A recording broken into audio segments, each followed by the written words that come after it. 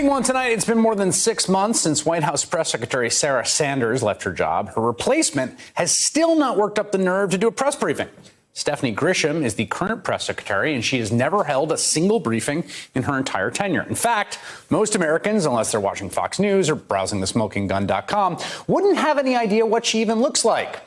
The other day, a group of 7 former White House press secretaries, along with 6 former state and defense briefers, published an op-ed arguing for the resumption of regular press briefings across our government. And Stephanie Grisham, unsurprisingly, fired back, telling Axios in part, quote, "This is groupthink at its finest. The press has unprecedented access to President Trump, yet they continue to complain because they can't grandstand on TV. They're not looking for information. They're looking for a moment."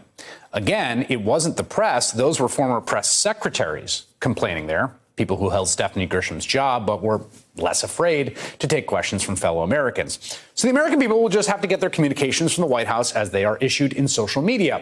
Like this one from 70-degree Washington, D.C. yesterday. First snow of the year. That's thing 2 in 60 seconds. You ever notice how nearly every winter when it gets cold, Donald Trump tweets about global warming? Like that time it snowed January and Trump said, wouldn't be bad to have a little of that good old-fashioned global warming right now.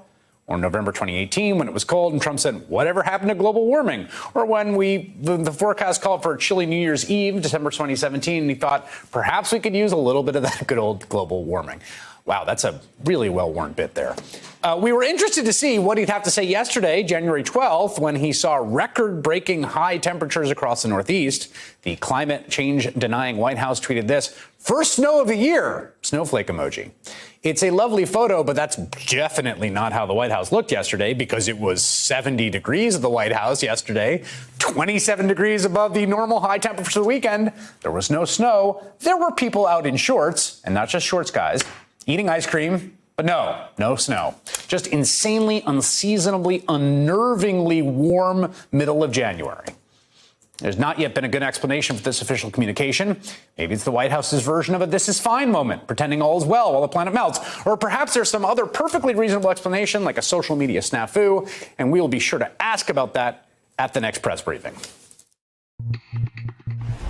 Hey there, I'm Chris Hayes from MSNBC. Thanks for watching MSNBC on YouTube. If you want to keep up to date with the videos we're putting out, you can click subscribe just below me, or click over on this list to see lots of other great videos.